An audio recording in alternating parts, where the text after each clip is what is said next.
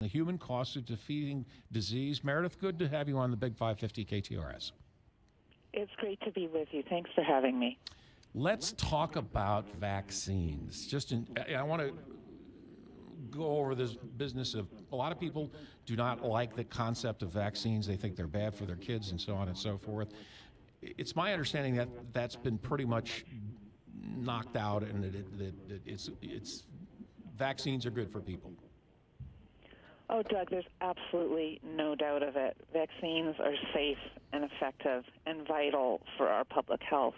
People forget the bad old days when you would see kids in leg braces or in wheelchairs from polio, or dying oftentimes from measles when there were 500,000 cases a year in this country. Vaccines, to a large extent, have become victims of their own success.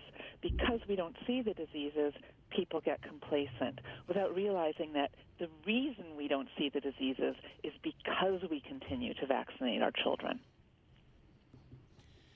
So what's new on the scene when it comes to vaccines that are out there that we should be made aware of, that are new and are things that we should be looking forward to for not only our children but ourselves as well?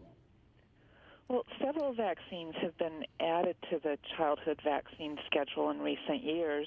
I would flag chickenpox vaccine, which is really important, not because so much children themselves are always laid low by chickenpox, but because children who have leukemia, or newborns who are too young to be vaccinated, or adults who have transplants and have to take immunosuppressive drugs, all these people can literally be killed by chickenpox or by its adult equivalent, which is shingles.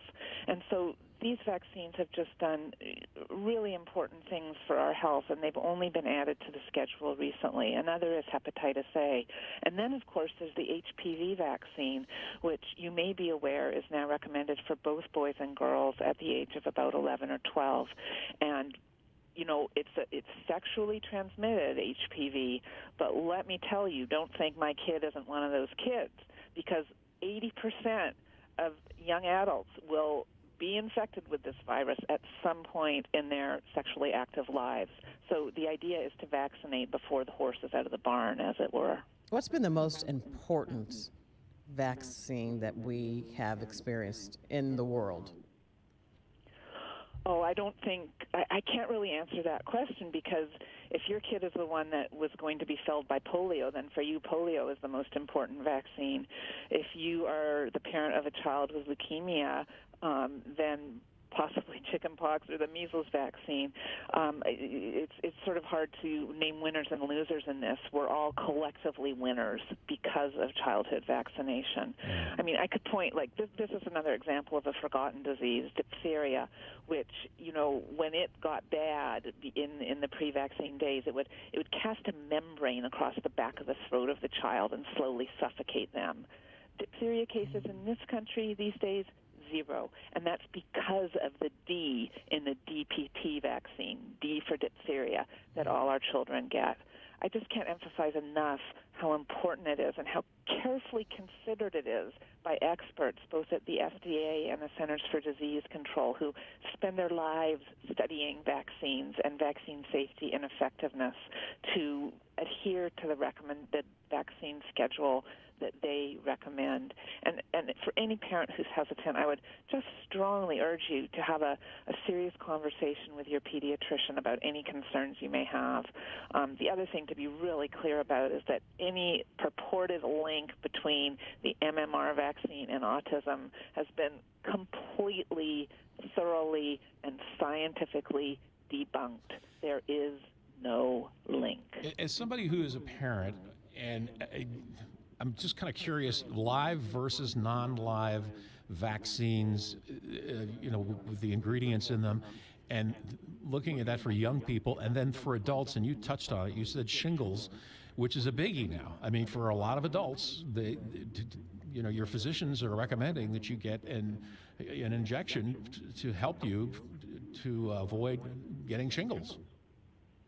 That's right. It's recommended for over 60-year-olds, although I can tell you I'm 56 and I had it at age 50 because as a medical student I saw people with shingles, and it is enormously painful, and it is not something you want to mess with. And for someone, perhaps someone, say, who's HIV positive or, again, who's had a transplant, it can be a life-ending event.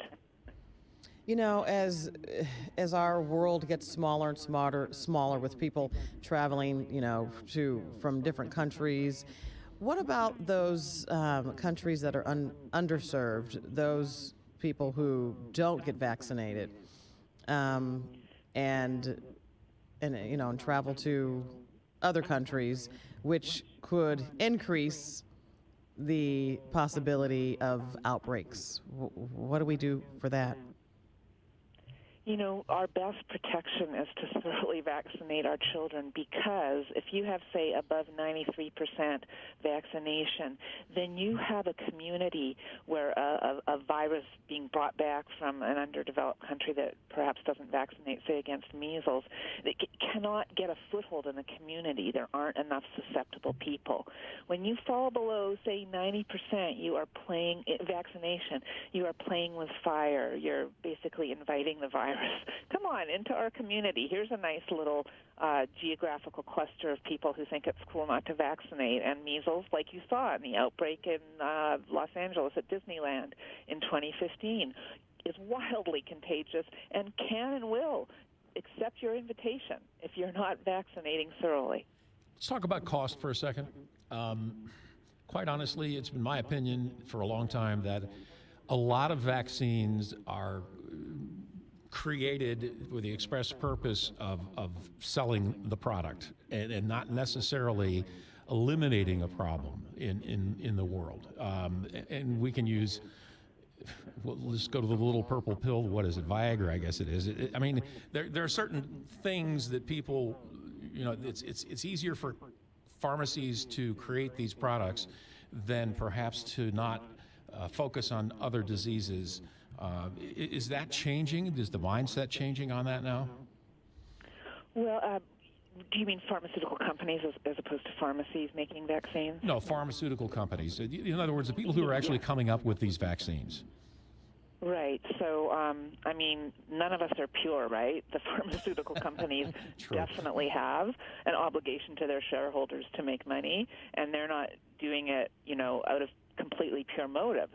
That being said, they are making life-saving vaccines, and as soon as a vaccine goes on the childhood immunization schedule that's recommended by the Centers for Disease Control, insurers cover it, and there's a special government program that pays for childhood vaccinations for families that are too poor or are uninsured.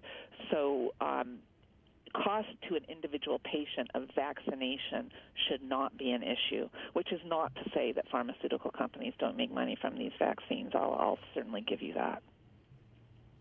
Very good. Listen, thank you so much for the time, and looks like it's a good read, The Vaccine Race, Science, Politics, and the Human Cost of Defeating Disease. And that is Meredith Wadman joining us today here on the Big 550 KTRS. Thank you so much.